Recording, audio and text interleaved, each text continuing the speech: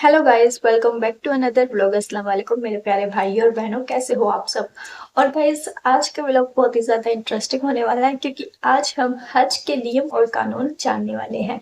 हर मुसलमान की तमन्ना होती है कि वो एक दिन अपनी फैमिली के साथ हज करने ज़रूर जाए। इंशाअल्लाह मेरी भी बहुत तमन्ना है कि मैं भी एक दिन अपनी फ्यूचर वाली फैमिली के साथ जरूर हज की यात्रा करूं। और जैसे कि इस्लाम में 5 चीजें हर मुसलमान पर फर्ज हैं। पहला तौहीद, नमाज पढ़ना, जक़ात देना और रोजे रखना और हज करना शामिल है। हज के अलावा बाकी 4 चीजें आम मुसलमान अपने घर पर रहकर भी आसानी से कर सकता है, मगर हज के लिए हमें सऊदी अरब का रुख करना पड़ता है। हज एक अरबी शब्द है जिसका सिंपल मतलब हमारी लैंग्वेज में किसी जगह के लिए इरादा करके निकलना, क्योंकि हज को कोई भी इंसान अपने घर पर रहकर नहीं कर सकता। हज करने के लिए सऊदी अरब जाना ही पड़ता है क्योंकि सऊदी अरब में ही मक्का मौजूद है और हज के दौरान काबे शरीफ की परिक्रमा करना अहम होता है। हज करने के लिए सबसे पहली शर्त होती है आपका एक सच्चा मुसलमान होना। इसके अलावा महिलाओं के लिए शरिया के कुछ नियम भी बनाए गए हैं जिनको फॉलो करना भी बहुत इम्पोर्टेंट है। और इसके साथ ही हज के दौरान आपको फ्लाइट के भी कुछ नियमों को जानना बहुत जरूरी है। हज करने के लिए कम से कम 12 साल की उम्र होना बेहद जरूरी है। उससे कम उम्र का व्यक्ति हज के लिए नहीं जा सकता। हज करने के लिए सबसे पहले हज कमेटी में आवेदन करना बहुत जरूरी होता है और उसके लिए आपकी एक passport size photo, vaccine certificate, Aadhaar card, passport की जरूरत होती है। और हज करने के लिए इंडियन करेंसी के अकॉर्डिंग करीब 3 से 4 लाख का खर्च हो जाता है। बताया जाता है कि जो लोग हज के दौरान जाते हैं वो अपना कफन का कपड़ा साथ लेकर जाते हैं, क्योंकि हज के दौरान अगर किसी की मृत्यु हो जाती है तो उसको उसी कपड़े में दफनाया जा सके। और जो लोग सही सलामत हज की यात्रा से वापस आ जाते हैं उसके बाद जब भी उनकी मृत्यु होती है उसी कपड़े में उनको दफनाया जाता है। और हज करने के लिए एक बहुत इम्पोर्टेंट बात कि अगर आपकी फैमिली में किसी की शादी होना बाकी है, किसी लड़की की या किसी लड़के की, तो उससे पहले आप हज करने के लिए नहीं जा सकते। सबसे ज्यादा जरूरी है कि अगर आपके पास लड़कियां हैं या लड़का है तो पहले आपको उनकी शादी करनी होगी, उसके बाद ही आप बेफिक्र होकर हज के लिए जा सकते हैं। और हज के दौरान जाने वाले लोग अपना हर ज्यादातर टाइम अल्लाह की इबादत करने में बिताते हैं और नमाज पढ़ते हैं, रोजा रखते हैं। और जानकारी के लिए बता दें कि सबसे पहले हज हमारे प्यारे नबी हजरत मोहम्मद सल्लल्लाहु अलैहि वसल्लम ने किया था, जब वो मदीना से मक्का की तरफ अपने 1400 साथियों के साथ पहुंचे थे। हज यात्रा तकरीबन 40 दिन की होती है। शुरुआत के 10 दिन मदीना शहर में बिताने होते हैं और उसके साथ ही पहाड़ी इलाकों में जाते हैं और शैतान पर कंकड़ भी मारते हैं। और इसके अलावा ईद के त्योहार पर जानवरों की कुर्बानी भी देते हैं। हज के दौरान यात्रियों को एहराम बांधना जरूरी होता है।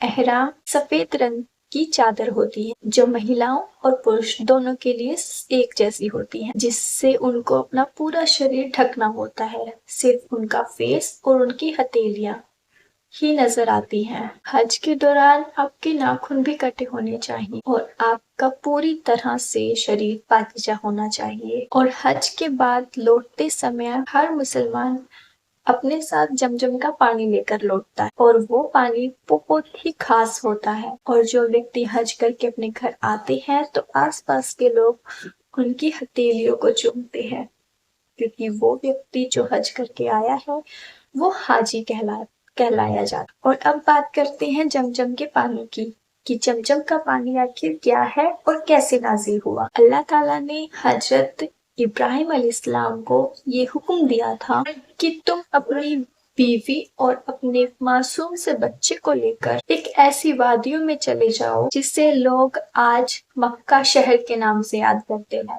और हजरत इब्राहिम अलैहिस्सलाम अल्लाह ताला के हुक्म के मुताबिक اپنی بیوی اور اپنے چھوٹے سے معصوم سے بچے حضرت اسماعیل علیہ السلام کو لے کر مکہ کے ریگستان میں چھوڑ کر واپس آنے لگتے ہیں، اور دوسری طرف حضرت اسماعیل علیہ السلام حضرت ابراہیم علیہ السلام کے بیٹے وہ بہت پیاسے ہوتے ہیں، مگر اس ریگستان میں دور دور تک پانی کی کوئی بوند نظر نہیں آتی، اور حضرت ابراہیم علیہ السلام اللہ تعالیٰ کے حکم کے مطابق اپنی بیوی اور اپنے معصوم سے بچے کو چھوڑ واپس جانے لگتے ہیں۔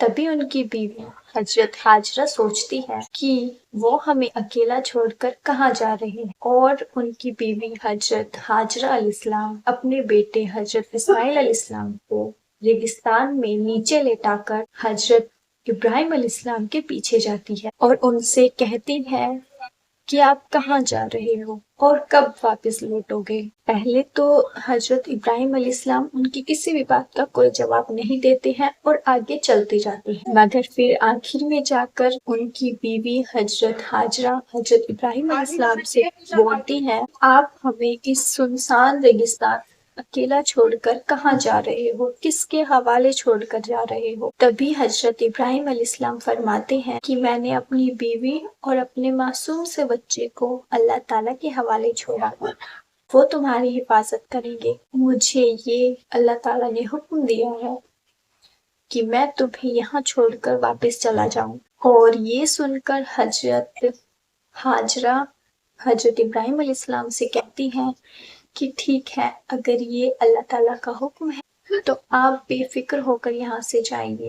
اور پھر حضرت ابراہیم علیہ السلام وہاں سے چلے جاتے، اور جیسے کہ حضرت اسماعیل علیہ السلام کو بہت پیاس لگ رہی تھی، وہ پیاس سے تڑپ رہے تھے، ان کو پیاسا تڑپتا دیکھ کر ان کی ماں حضرت ہاجرہ پانی کی تلاش میں ادھر ادھر چکر لگاتی ہیں، ایک پہاڑی پر چڑھ کر دیکھتی ہیں کہ کوئی بس یا کوئی قافلہ ان کو نظر آئے تو وہ ان سے پانی مانگ لے، مگر ان کو دور دور تک کوئی قافلہ کوئی بستی نظر نہیں آتی، اور پھر وہ روتی ہوئی اللہ تعالیٰ سے دعا کرتی ہے کہ اے اللہ، میرا شوہر مجھے اور میرے بچے کو تیرے حکم کے مطابق یہاں تیرے حوالے چھوڑ کر گیا ہے، ہماری مدد فرما، میرا بچہ پانی کی پیاس سے تڑپ رہا ہے، اس پر رحم کر۔ اور اس بچے کو تڑپتا دیکھ کر اللہ تعالیٰ حضرت جبریل علیہ السلام کو حکم دیتے ہیں کہ اے جبریل، تم نیچے جاؤ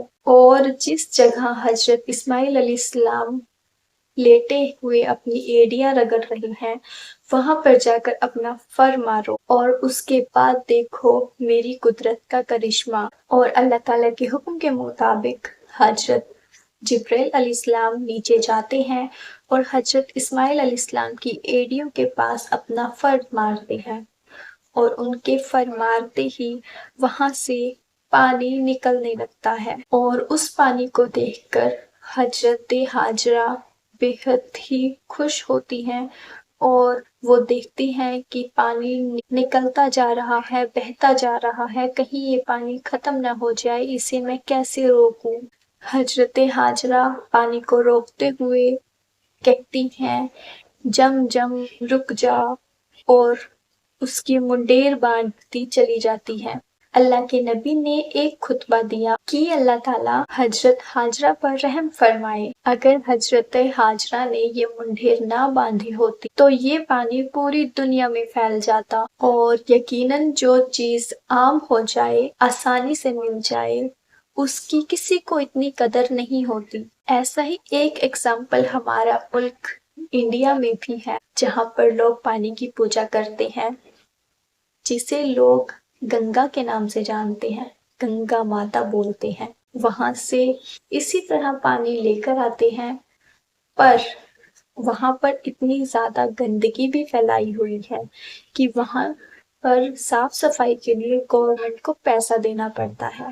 اور دوسری طرف جم کا پانی، جس کی قدر آج بھی اتنی ہی ہے، اور جو لوگ 5 سال پہلے بھی حج کر آئے ہیں، اگر ان کے گھر میں آج بھی جم کا پانی موجود ہے تو وہ پانی ان کو آج بھی بالکل ویسا ہی ملے گا जैसा वो लेकर आए थे।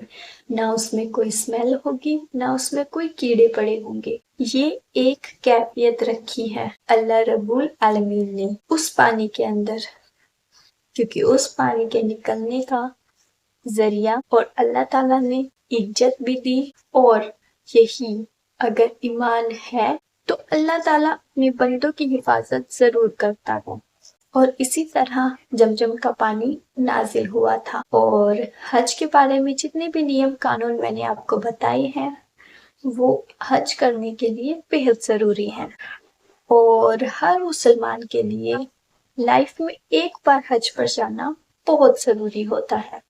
तो गाइस, आपको ये व्लॉग कैसा लगा है मुझे कमेंट करके जरूर बताना। हज के नियम और कानून मैंने सही तरीके से बताए हैं या नहीं।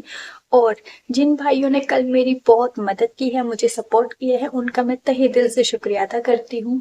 और जो भाई मेरी मदद नहीं कर पाए बट करना चाहते थे और लिमिट लग गई थी इस वजह से वो नहीं कर पाए हैं, तो अगर आप मेरी मदद सच में दिल से करना चाहते हैं तो प्लीज जरूर कीजिएगा। और मेरे पास एक कमेंट भी आया था, जैसे कि इस्लाम में ज़कात देना फर्ज है, तो आप सब जो भी मेरी मदद कर रहे हैं वो एक ज़कात के तौर पर मुझे मिल रही है। और आप सब ने मुझे अपनी बहन मान लिया है, अपने मजहब में शामिल कर। प्लीज मुझे ज्यादा से ज्यादा सपोर्ट करें। और एक बात, जो लोग समझते हैं कि हाँ पैसों के लिए है या फॉलोवर्स के लिए है, तो पैसे से सिर्फ इंसान की जरूरतें पूरी हो सकती हैं। बट अगर आप फाइनेंशियली मदद नहीं कर सकते तो आप मेरे लिए दुआएं भी कर सकते हो, क्योंकि मुझे आपकी दुआओं की भी बहुत जरूरत है। तो जरूरी नहीं है सिर्फ पैसे से ही मदद की जा सकती है। आप सब मेरे लिए दुआ करो और अपना प्यार और सपोर्ट ऐसे ही बनाए रखो। और आप सब अपना ख्याल रखिए। अल्लाह ताला से दुआ करूंगी कि आप सबकी दुआ मुरादें पूरी हों। इसके साथ ही मैं आज का व्लॉग यहीं पर एंड कर रही हूँ। अगर अच्छा लगे तो लाइक, कमेंट, शेयर जरूर करना। बाय बाय, टेक केयर, अल्लाह हाफिज।